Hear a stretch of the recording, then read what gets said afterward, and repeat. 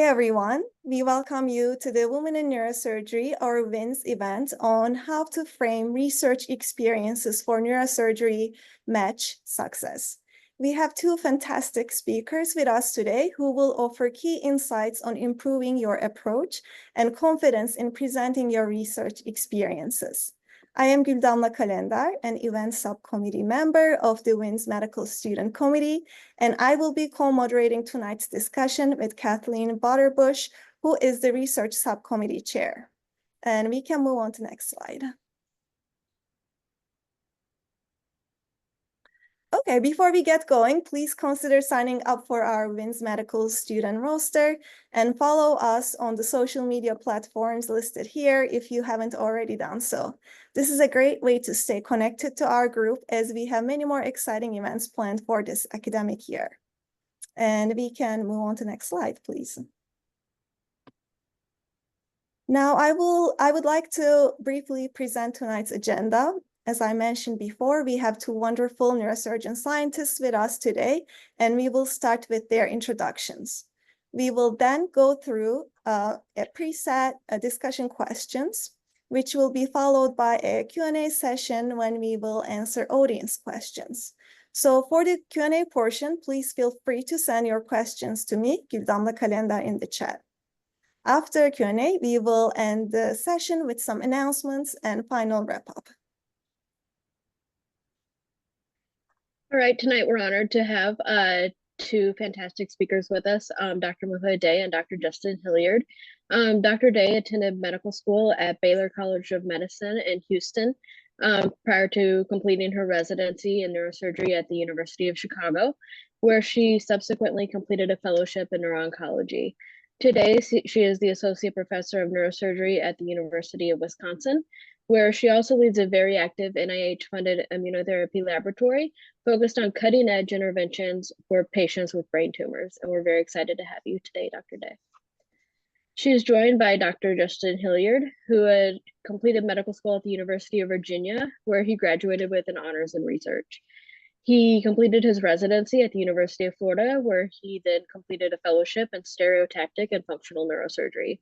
Today, he is an assistant professor of neurosurgery at the University of Florida, and he leads research that is also NIH-sponsored and has focused on the mechanisms of action underlying deep brain stimulation and how to improve its efficacy in patients with functional disorders. So thank you both again for your participation tonight. We are very happy to have you both. Thank you. Jumping into the first question, what advice do you have to craft a research narrative in a way that connects one's research experiences to the skills and knowledge required for a neurosurgery residency? Mayor, do you want to start? Or you can start. It doesn't matter. Okay. All right. So I guess I'll appreciate these. We have the panel put together some preliminary questions to get chatting, but we'll have a question and answer as was pointed out. So, first I'll just kind of say, I presume that most of the participants here are maybe in their third or fourth year of medical school, looking to apply to neurosurgery, or maybe you're earlier on in medical school trying to figure out how to lay a good foundation for when you are in your fourth year applying. And so, when I read this question that was posed to us, to me, I think, and this will string through some of the other questions, what's important is, what I'm most impressed by is when I'm seeing an applicant who has found an area of interest that they're able to create a project semi-independently and that they can really call their own, where they're not just sort of riding the coattails of one of their senior mentors, but where they are excited about the project, enthusiastic about it. They take some intellectual initiative to maybe ask a question that their mentor wasn't thinking about. And even something that, may take a year or two to study and wrap up. I'd rather see somebody with one project like that than, 20 or 30 papers of, case reports and so forth. And I think it allows you to speak with some authority and also shows commitment and a real dedicated interest to the field. And so this notion of sort of a research narrative, to me, it's what that means is identifying the area within neurosurgery that you might be interested in, which could change during residency. But really what it means to me is having some ownership and really like your own personal initiative, and not just something that you're kind of doing someone else's side project on. Not sure if that exactly answers this question, but I wanted to kind of highlight that. The second thing I'll say real quick is just that every program is an academic program pretty much that you'll be applying to, and you're going to be talking to academic neurosurgeons, most of whom will have some research effort, and most residencies require some research project throughout the years. And so again, this is something that people are looking for when they're looking to match folks, is that, okay, yes, they've demonstrated that they can do a project and see it through to fruition. I would agree with everything that's been said. And it also, I feel like, depends on like what time frame you're looking at. I feel like it's easy to do impactful research if you decide early on, say like early year 1, year 2 of your med school, and get involved. Things become, more challenging if you're 3rd or 4th year into medical school, and then suddenly you decide, oh, for the match, I need to show some research experience, and now is the time to go look for who has what. I personally don't even think it's very important to have neurosurgery research. If you're going to call research, you have to own it. I have seen a lot of great applicants who've done research, especially people who come with PhD. They did PhD in like molecular biology that really had nothing to do with neurosurgery per se, but it did show the commitment to doing the work. And I think what Justin said is this the independent thinking part. 20 case reports or even like meta-analysis, they don't, and especially now in today's day and age, an AI can write you a manuscript overnight. And you don't even have to have any critical thinking involved in that. And that's not what, we're looking for. We're not looking for someone who can just, churn up things. We're looking for thought leaders who are going to grow to become leader in the field, who are going to push the field.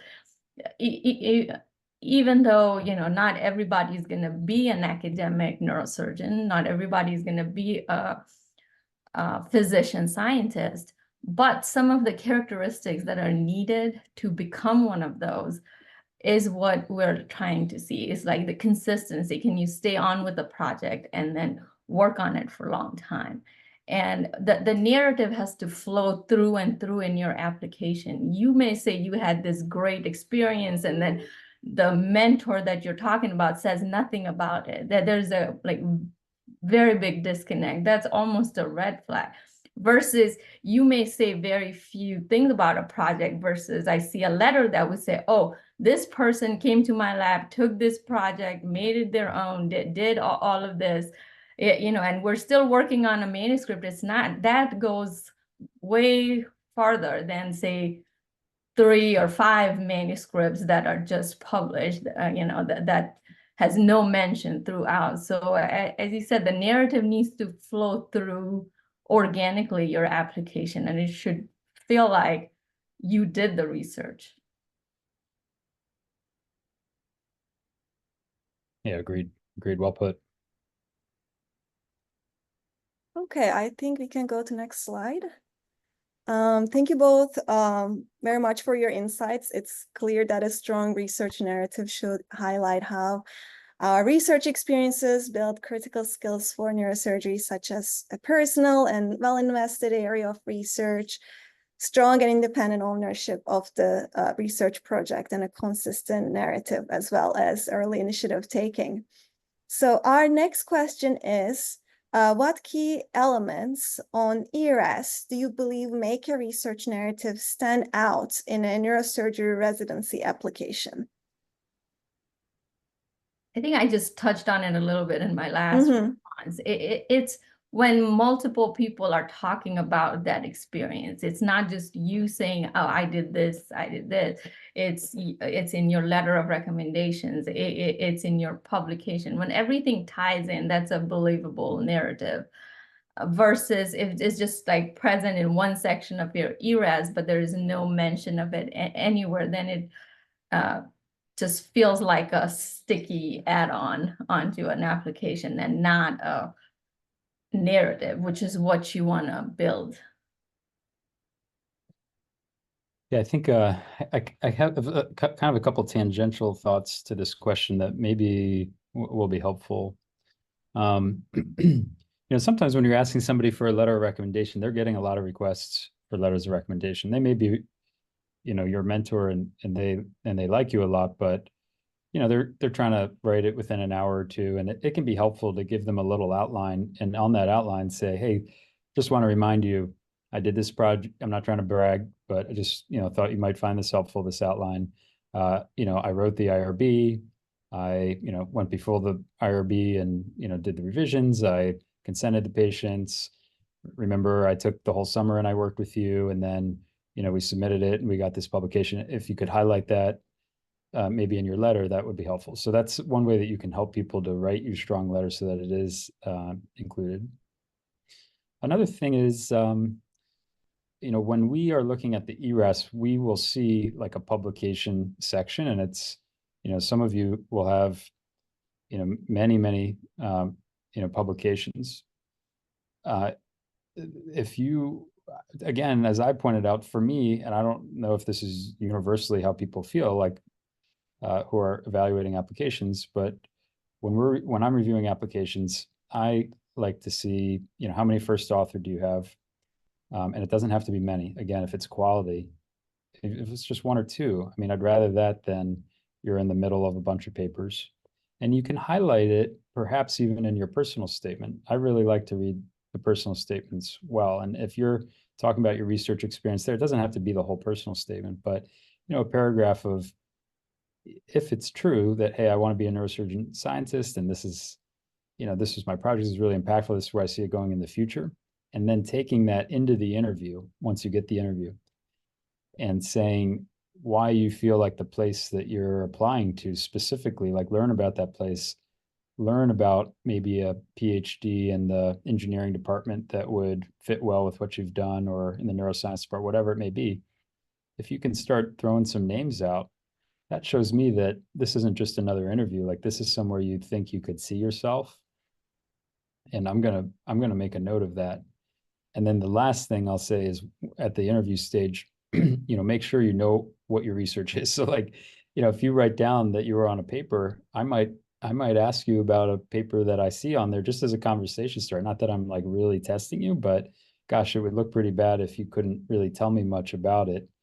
If you're an author on it, you should know about it and be able to speak intelligently on it. So be prepared for that. Yeah, and I would just re-emphasize what Justin said, and which is really important, I think, is to guide the letter writers. They are writing many letters, they don't have time. Even, draft a little paragraph like, hey, I drafted this for you, feel free to modify it however way you want, but here are the things I just want to remind you. And I don't think anybody will take an offense to that if you help. It's actually helpful, because so many students rotate through our labs, and it's hard to keep track of exactly who was doing what, unless you spend like 4 or 5 years with them, then but it doesn't mean that someone who's on a shorter rotation cannot be impactful. They can be impactful, if they really helped you get an IRB, that's a very big first step to get a project started. So, and the other thing, and you can debate me just the impact factor does matter. Even though, there's a lot of critique on either side of this, but, if you have a paper in like a high impact factor, that's much better than if you have like 20 case reports, right? So if you're gonna pick projects that are meaty, that'll take your time, that will take your effort, but it'll give you much more in return instead of, say, quick wins or quick turnaround. Because a lot of time, you guys are busy, you guys are doing multiple rotation ways, and you think, oh, what can I turn over fast? Usually they don't have legs. The legs are the meteor projects where, you can actually drive something and get something. And if you are on a project like that you're working on that hasn't really published yet, ask that mentor to, like, just, can you talk about, and then when you go in interview, just say, this is a project that I'm really excited about, that I'm studying. This is my hypothesis. And, if it's with the right person, like if you're doing functional research and you're interviewing with Justin, that's like the perfect person to say, this is the research I'm doing. Here's my hypothesis. What are your thoughts on it? And this is how I'm going about it. But, that really makes me think that they're interested. They want to learn. It's not just to show what you know. It's kind of engage into a conversation that, say, you want to do more research, you want to be involved. This is the program that you value the opinion of the person who is interviewing in the field that you may want to go. And also, I would say, I personally really appreciate the honesty. You don't have to tell me that I want to be like another physician scientist.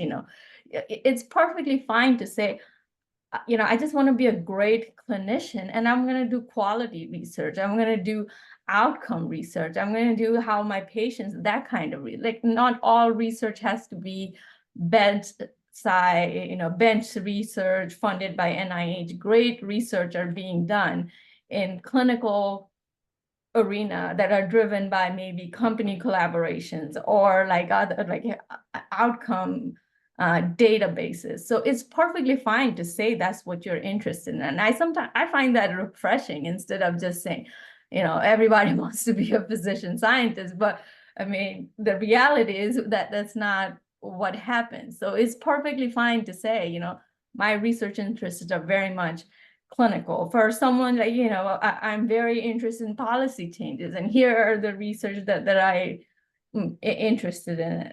And I think all those are perfectly legitimate answer when you're talking about research narrative, as long as it fits you. Yeah, very, very important points. And I would echo and emphasize one of those points too, and that is, this discussion, I guess, is focused on research as it relates to residency application. Okay. And so you want to be true to, it sounds kind of corny, but you want to be true to who you are. So, you don't want to fool somebody and match at a place where you're going to have research expectations if you really don't love doing it. So, I mean, it's okay to acknowledge that. I mean, there's so many positive ways that you will make an impact as a neurosurgeon. You don't have to be the person you're sitting across from.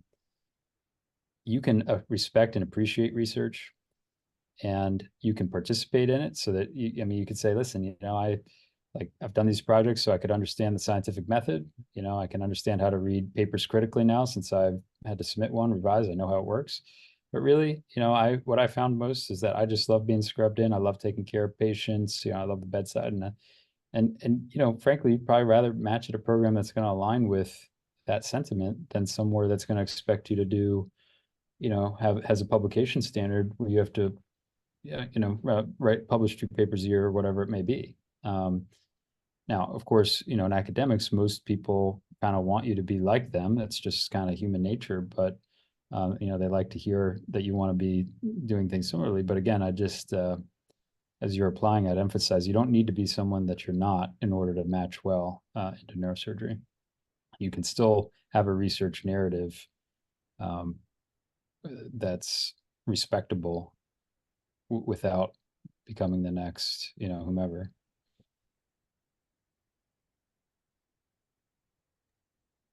Yeah, wonderful. I think we can move on to the next slide. And thank you both for your responses with such useful advice for our students. So what I'm hearing is a strong ERAS research narrative should include an honest and consistent description of our involvement in research, strong letters of recommendation with specific and meaningful examples of our research contributions, and program-specific commentary when it's suitable. So moving on to our next question, which is as follows. How can one most effectively communicate the impact of their various research projects in interviews? I think we kind of highlighted this a little bit, perhaps, just being prepared to speak intelligently on what you studied and acknowledging what your contributions were on a given work, because people, you don't want to exaggerate something that you did, but also it is a time to boast and, be confident and speak about what you did if you were really the lead on it. And, it comes through immediately. A lot of what you folks will be talking to me about will be over my head. It's the stuff that Dr. Day is researching. I don't understand. And so I'm always impressed with when people start talking about things that I don't really get, and I can tell pretty quick that they really know it. Yeah, I guess that's how I put it. Yeah, I would agree, and I would like take it one step further. It's also very easy to tell when they're just making it up, right? Like if you haven't done it and you're just trying to talk out of it, it's not that hard to pick up that maybe things don't add up. So I would stay away from that. Like if you haven't done something or it's not in this realm, I would say, when you have nothing good to say, don't say anything. I think that's the better strategy than just to say something and hoping it'll fall on a receptive ear. Because at the end, it's still a competition. Like, someone's going to get picked, someone's not. And right now, I feel like applicant pools are so strong. We are splitting hairs. So don't give reasons for someone to say, oh yeah, they were speaking about something they had no idea what they were talking about. Or I think something that I've noticed in like many of these meetings, what turns people off are people whenever you're just saying, oh, I published like 25 papers and I did 20 talks. Instead of highlighting numbers or talk about the work, talk about the research, say, I think the best people who frame it the best when they kind of break it down, during my rotation, I thought, I really found spine interesting and I really wanted to understand what are the factors that led to ACDF success or failure. So I went and did a chart review of all with this person. That kind of shows like a logic of thinking, how they thought about research, how they went about it, instead of saying, oh yeah, I just published this in like GNS on like ACDF and its outcome. I can read that, it's there. So tell me how you got to the project, to tell me and that's what differentiates a person who actually was involved in the project to someone, who's, even though if you're middle, and sometimes, it's, and I've heard that from many students that, oh, I did most of the work, but I'm not the first author because it's academics, if there's a junior faculty who is working with a senior faculty, your first and last author spots are gone, right? So you're kind of somewhere in the middle. That doesn't minimize the amount of work you did. So if you show your thought process, I still get that you were involved in the project, versus if I see you somewhere in the middle and you're like, oh, we published this paper, that's like a little less believable than if you're a middle author and you kind of say like, this was a project that I worked with these faculties, they were thinking about it, and this is what my contribution was. Because sometimes it does, like as a medical student, it's hard to go demand that, oh, I did all this, put me as a first author sometimes. That's not always the case. So I think putting your thought process out kind of gives you that legitimacy that if you think you're losing it because you're not the first author and you did all the work. If this doesn't relate to the question, but if I may, I want to go back to something I had said earlier to allay any concerns. There are many great medical students like you guys who may not have come to the decision to pursue neurosurgery until, your third or maybe even perhaps even early in your fourth year. It's, as Dr. Day said, it's okay if you don't have neurosurgery research. And even if, you might have been thinking of a specialty earlier in medical school where it didn't need a lot of research. Listen, I mean, it's better to just acknowledge that, hey, I came to neurosurgery later on. I rotated as a third year. I had no idea I was going to be inclined toward it. That's okay. I mean, is it better if you had some longitudinal project since your first year? Sure. But you don't have to hide that you didn't recognize your interest in neurosurgery until later on. And not that you want to use that as an excuse for no research, but it is an explanation for it. And so if what you were able to accomplish was a couple of case reports, a few months before you submitted your ERAS, then okay, then I would explain that too. I would say, listen, I came to neurosurgery a little bit late, but man, once I hit it, I was so interested and I got involved and I'm doing this, and I've got some research projects ongoing that I'm hoping to continue. And hey, your institution has XYZ that, I'm interested in, want to get on board. And, so that, I mean, again, as Dr. Day said, it's not like equivalent to somebody maybe from a research standpoint who's done an MD, PhD, or who's done a project all throughout, or is a really in-depth project, but I'm going to be accepting of that versus somebody who's told me they've always been interested in neurosurgery and they've got really not a whole lot to show for it on the research front. Research isn't everything, but it is important.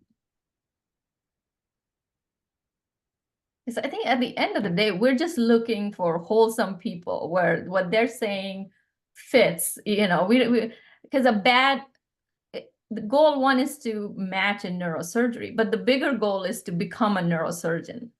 And if you're a bad match and that leads to you leaving neurosurgery in a year or two, or the program, that serves nobody a good purpose, right? So the more honest and authentic you are, and that's what goes through, we get the right fit, versus trying to make yourself look like something to fit for a match. And then to be miserable for 7 years is a long time. It's like a 10th of your lifespan to be miserable. So just I would say exactly what Justin said, just be authentic, just be true, and then just explain. If something great happened, great. If you made a decision, I would rather you tell me that I really thought about this, because it's going to be hard 7 years. I really wanted to think about it. I really wanted to take my time, and I rotated on all these subspecialty, and this is where my heart is. I did not like anything else. But by the time I did that, I was already a third year and I only had this much time. So one of the problems that I thought I could do some research work is like, I don't know, but like brain tumors, I thought were really exciting. And then I saw these cool cases, and then I ended up helping write those. And it's something I want to explore. I mean, that's a perfectly, acceptable story. Dr. Day, I'm going to pose you a question. What do you think about taking a year off and doing research during medical school? Like, how important do you think that is? I'll give, I have thoughts, but what do you think about that? Like, is that something that medical students should feel like they need to do? How would you approach that? No, personally, to be 100% honest, when I look at the application pool now, I feel like if I applied today, I may not match it neurosurgery. That's how good the pool have gotten. Like, there are people with engineering, and then they're going into med school, and then they're like people who are coming with like patents. So after all of this, I don't think adding more years is really that necessary. The few caveat to that is, say your MCAT is not, steps are not that great, where you think you're gonna barely meet now we have kicked the can to step 2 and not step 1, since step 1 is pass and fail. But if you think there is a hole in the story that taking 1 year will fill that hole, sure. Take that, but be strategic about it. And then when you go for next year, you can say, you know, I studied really hard for whatever reason. Step 2 just wasn't my thing. However, I'm still very hardworking. I'm still clinically really good. And to prove that, I took a year off and I did, you know, X, Y, Z to boost my application. That's how I see it. That's how you see it. Yeah. I think that's, I agree. I mean, I don't think it should be seen as a requirement. Many people, I mean, let's face it, the majority of people have not taken a year of research. They're not an MD PhD. Personally, I did take an extra year, but it was because I know it's because I wanted to, not because I was looking necessarily to enhance my chances of going into neurosurgery. I mean, I think it does help probably because it shows commitment. It gives you a dedicated year where you're not having to worry about studying med school stuff or rotating to be able to do a really thorough project. But I personally don't see it as a prerequisite. I think it can only it only adds strength if you're lacking in some area and you're genuinely interested in doing it, then I would pursue it, but I wouldn't necessarily see it as an obligation. If you know you want to go into neurosurgery, and you know you can do a project starting early on, I think that's sufficient. Yeah, I would tend to agree with that. I don't think it's like a prerequisite. Definitely not like you have to take a year. I mean, 7 years is a long time anyways. You know, we are probably the last people to graduate from starting from like undergrad to when we actually graduate and get a job. We're probably one of the last people to kind of graduate. So we're already putting in. So I'm not a big fan of adding years. Yeah, agreed. And since this is a women's in neurosurgery forum, I would just put it out. As a woman, it becomes harder and harder because you kind of, if you want to have family and a kid, you know, where do you time all of this? Just keep adding years is also becomes difficult in those kind of decisions. So if I say you have to be holistic in research, I would also say you have to be holistic in your personal life. And that, I think, you know, you should weigh that in and not minimize that. Yeah, that makes a lot of sense. I just wanted to bring that up because I presume it's probably on some people's, you know, people might feel pressure. One of your peers is taking it. Do I have to do it? You don't have to do it. I think you do it if you really want to do it, if you have a great project. Or for example, I know some people, they started a project as in their first or second year, they really got into it and they're like, I want to spend a whole year finishing this project, you know, and that's great. You're passionate about it, but it's not an obligation. And I agree too. I mean, adding extra years, it's a, you know, people who take gap years going before the medical school, stuff like that. I mean, you know, you finish and you realize you're kind of older. You know, Dr. Day and I are close to the same age, and you know, I'm thankful for residency. I'm thankful for all the training that I've done. Try to enjoy the journey along the way, but at a certain point, you know, you kind of want to begin to reap a little bit of the reward, and you know, be able to do the very thing that you're training to do. You want to get there. Right. Okay, I believe we can move on to next slide. And thank you for the great insights. You also started a wonderful discussion, and it was great to hear your thoughts on taking a research year off in the middle of the medical school. And to highlight research impact in interviews, we should be able to speak intentionally and truthfully about our projects and our educational journey to neurosurgery. Our next question is the final one before we move on to Q&A, and everyone please continue sending in your questions by directly messaging me. Our final question is as follows. How can one best align research experiences with the goals and values of a residency program, even if the program's research focus differs from theirs? So here I would say, if you really know you want to do certain kind of research, right? If you really know you want to do research on functional neurosurgery, and that's what your career goal is, then you should try to go a place where there's people like Justin who can help you. You know, to go to a program that doesn't have a functional presence is not gonna help. So you know, here I think you have to do some homework beforehand, that if research is going to be your focus, then you shouldn't apply to programs that don't have the same research that you really want to do. And this is for people who kind of know, like sometimes I see applicants who came from like biomedical engineering. They have patent on a couple of things. All they want to do is like optimize, like, you know, grid placement, or like I mean, probably all the stuff that Justin does.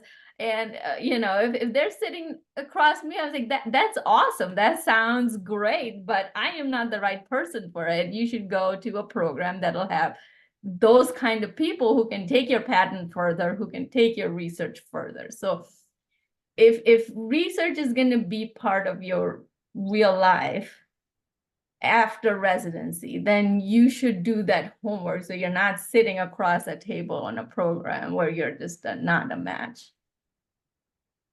Agreed. And, you know, one of the most common interview questions that faculty like to ask is, you know, what questions do you have, or what questions do you have about our program? This is a good question to ask them. Hey, I am interested in this. I've, you know, reviewed as much as I can on your website. I've looked through, you know, some of the PhD faculty, research faculty in your department. I couldn't really tell if there was somebody interested in the exact same thing that I am. You know, can you tell me if is there anyone in the department that you think I could work on this area of interest in? You know, for example, I mean, you may not put it quite like that, but that's a nice question for a faculty member to receive, and would give you information that may be difficult to discern, you know, on the website. I think this question to me kind of touches on part of what I had said earlier about understanding how much you seem to enjoy research and aligning your applications to programs that are aligned to that intensity of research effort.